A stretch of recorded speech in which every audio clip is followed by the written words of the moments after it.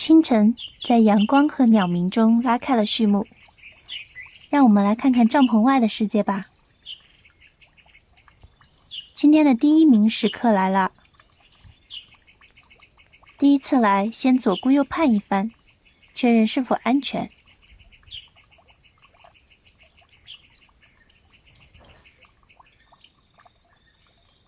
真没想到他居然选择喝自来水。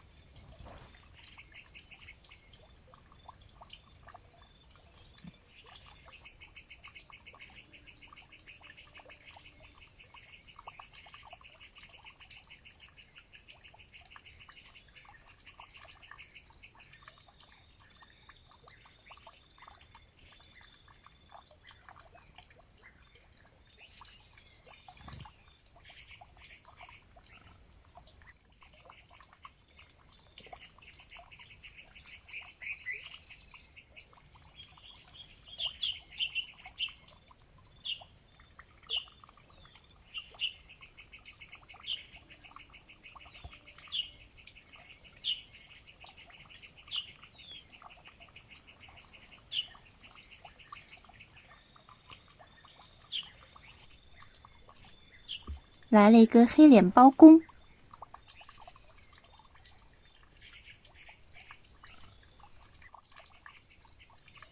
看清了吗？松鼠把草莓叼走了。